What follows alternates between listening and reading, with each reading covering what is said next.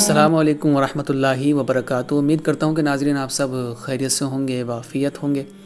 اللہ پاک آپ سب کو اپنے حفظ و امان میں رکھے، سلامتی کے ساتھ رکھے۔ جیسا کہ آپ سب کے علم ہے کہ آج جو ہے وہ بڑی بابرکت رات ہے اور بڑی ہی برکتوں والی رات ہے جسے شب برات کہا جاتا ہے۔ تو دیکھیں یہ رات جو ہے نا وہ مسلمانوں کے لیے ایک بہت بڑا تحفہ ہے اللہ تبارک و تعالیٰ کی جانب سے۔ آج جو ہے وہ ہم اسی موضوع کے اوپر گفتگو کریں گے کہ شب برات ہے کیا، اور جو ہے وہ شب برات کو جو فضیلت حاصل ہیں آج جو ہے وہ اسی حوالے سے ہم گفتگو کریں گے۔ لیکن اپنے گفتگو کی جانب بڑھنے سے پہلے میں آپ تمام لوگوں سے گزارش کروں گا کہ آج شب برات کے حوالے سے ہم تفصیلی گفتگو کریں گے، تو ویڈیو اگر تھوڑی لمبی ہو جائے تو اس کو سماعت کر لیجئے گا، تاکہ جو ہے وہ آپ کے لیے جو ہے وہ یہ ویڈیو اور اس میں جو آپ سیکھ سکیں وہ آپ کے لیے ذریعہ نجات بن سکے۔ تو اپنی ویڈیو کی جانب بڑھنے، اپنے موضوع کی جانب بڑھنے سے پہلے میں آپ تمام لوگوں سے گزارش کروں گا کہ اگر ابھی تک آپ نے ہمارے اس چینل کو سبسکرائب نہیں کیا تو ہمارے اس چینل کو سبسکرائب کر لیں، بیل آئیکن کا بٹن دبا دیں، تاکہ آپ کے پاس جو ہے وہ اسی طرح اچھی ویڈیوز آپ کے پاس جو ہے وہ پہنچ جائیں۔ تو ناظرین دیکھیں، حضور علیہ الصلوۃ والسلام کا فرمان ہے، حضور علیہ الصلوۃ والسلام نے فرمایا کہ شعبان میرا مہینہ ہے، اور پھر فرمایا کہ رمضان اللہ تبارک و تعالیٰ کا مہینہ ہے۔ تو آج اسی حوالے سے جو ہے ہم گفتگو کرتے ہیں۔ سب سے پہلے جانتے ہیں کہ شعبان کو شعبان جو کہتے ہیں اس کی وجہ کیا ہے۔ تو فرماتے ہیں کہ شین سے جو مراد ہے نا، شین سے مراد شعبان کی یہ ہے بزرگی، اور عین سے مراد جو ہے وہ بلندی ہے یعنی علو، اور با سے جو مراد ہے یعنی بر سے جو مراد ہے وہ احسان ہے، اور الف سے جو مراد ہے وہ الفت ہے، اور نون سے جو مراد ہے وہ نور ہے۔ تو کیونکہ اس مہینے جو ہے وہ اللہ تبارک و تعالیٰ کی رحمتیں، برکتیں جو ہے وہ نازل ہوتی ہیں، اور جو ہے وہ اس مہینے اللہ تبارک و تعالیٰ جو ہے وہ مسلمانوں کی بخشش و مغفرت فرماتا ہے، گناہوں کو معاف فرماتا ہے۔ تو سب سے پہلے ہم شب برات کے حوالے سے جو ہے وہ کچھ سماعت کر لیتے ہیں اور جان لیتے ہیں کہ شب برات کو کیا کیا چیزیں ہمیں کرنی چاہیے، کیونکہ آج بڑی مقدس رات ہے۔ تو اس حوالے سے ہم جان لیتے ہیں تاکہ ہمیں معلوم ہو سکے کہ اس کی فضیلت، اور ہمیں آج کی رات جو ہے وہ ضائع نہیں کرنی بلکہ عبادت میں گزارنی ہے۔ تو اما عائشہ صدیقہ رضی اللہ تعالیٰ عنہ کی روایتیں فرماتی ہیں کہ حضور علیہ الصلوۃ والسلام نے فرمایا کہ میرے پاس جو ہے وہ جبریل امین تشریف لائے اور کہا کہ شعبان کی 15ویں رات ہے، اس میں اللہ تبارک و تعالی جہنم سے اتنے کو آزاد فرماتا ہے جتنے بنی کلب کی بکریوں کے بال ہیں۔ بنی کلب ایک قبیلہ تھا، تو اس کے بارے میں بتا رہے ہیں کہ جتنی جو ہے وہ ان کی جو بکریاں پالتے تھے ان کے بال ہیں، اللہ تبارک و تعالی اس حساب سے جو ہے وہ جہنم سے لوگوں کو آزاد کرتا ہے، مگر کافر اور عداوت اور رشتے کاٹنے والے اور کپڑا لٹکانے والے اور والدین کی نافرمانی کرنے والے اور شراب کے عادی جو ہے وہ ان کی طرف نظر رحمت نہیں فرماتا۔ یہ شعب الایمان کے اندر جو ہے وہ روایت موجود ہے۔ اسی طرح جو ہے فرماتے ہیں امام احمد بن حنبل نے جو ہے عبداللہ بن عمر رضی اللہ تعالیٰ عنہ سے جو روایت کی، اس میں جو ہے وہ قاتل کا بھی ذکر ہے کہ اللہ تبارک و تعالیٰ جو ہے وہ قاتل کو بھی جو ہے معاف نہیں کرتا، حتیٰ کہ یہ کہ وہ سچے دل کے ساتھ جو ہے وہ اپنے جو ہے وہ گناہوں سے معافی مانگ لے۔ اب دیکھیں حضور علیہ الصلوۃ والسلام کا جو ہے وہ شب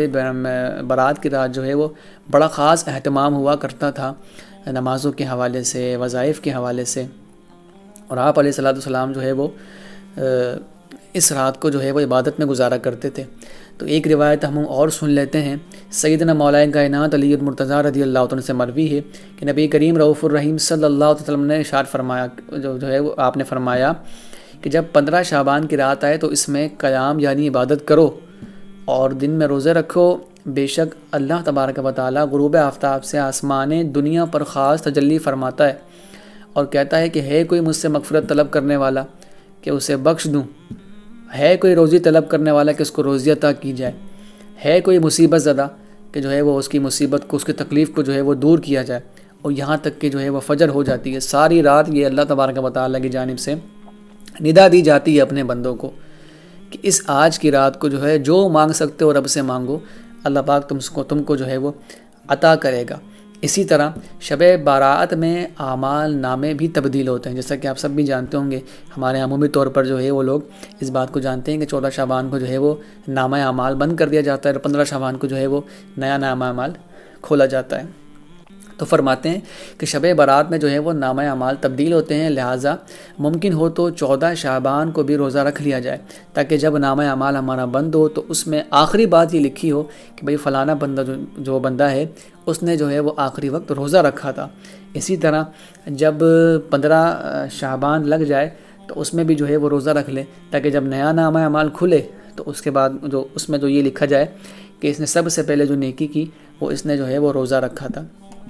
اسی طرح امیر المؤمنین سیدنا عمر بن عبدالعزیز رضی اللہ عنہ ایک مرتبہ شعبان کی 15ویں رات یعنی شب برات عبادت میں مصروف تھے۔ اب دیکھیں کتنا بڑا اللہ تبارک و تعالیٰ نے ان پر انعام فرمایا اور ان کو عزتوں سے نوازا۔ سر اٹھائے تو ایک سبز پرچہ ملا جس کا نور آسمان تک پھیلا ہوا تھا، اس پر لکھا ہوا تھا کہ ھذہ براۃ من نار، کہ یہ جو ہے بری ہیں آگ سے۔ اور پھر فرمایا من الملک العزیز لعبدہ عمر بن عبدالعزیز،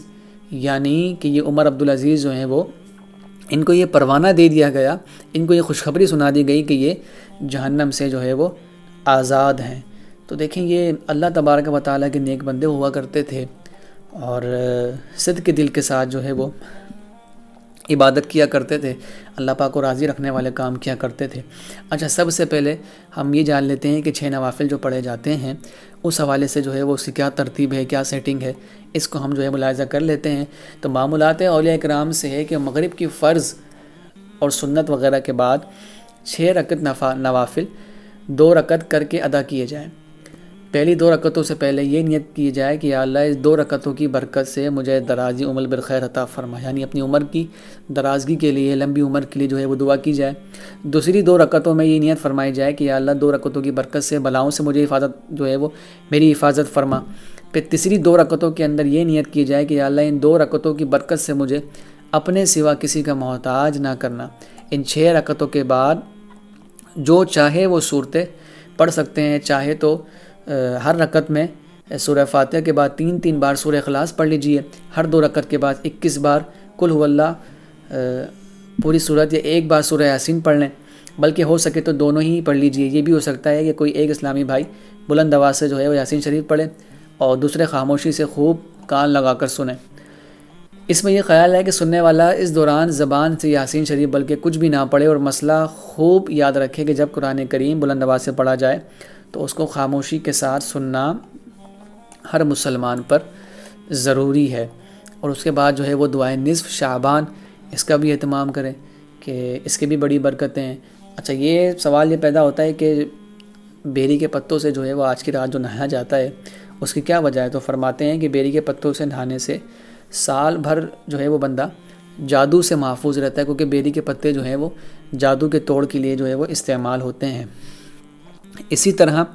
جو آج کی رات قبر پر جو ہے وہ قبرستان جایا جاتا ہے اور مرحومین کی قبروں پر جایا جاتا ہے، ان کو سال ثواب کیا جاتا ہے، اس حوالے سے جو بھی ہم روایت پیش کر دیتے ہیں، ورنہ اس پر بھی اعتراض ہوتے ہیں بھائی کہاں سے ثابت ہے، اور جو مانتے ہیں وہ کہتے ہیں نہیں، حدیث پر جرا کرتے ہوئے کہتے ہیں نہیں ضعیف ہے، یہ معتبر نہیں ہے۔ تو ہم یہ آپ کو پیش کر دیتے ہیں۔ یہ ترمذی شریف کی حدیث پاک ہے، فرماتی ہیں اما عائشہ صدیقہ رضی اللہ تعالیٰ عنہ، میں نے ایک رات حضور پاک علیہ السلام کو نہ دیکھا تو بقیع پاک میں مجھے آپ علیہ السلام مل گئے۔ آپ نے مجھ سے فرمایا کہ تمہیں اس بات کا ڈر تھا کہ اللہ اور اس کا رسول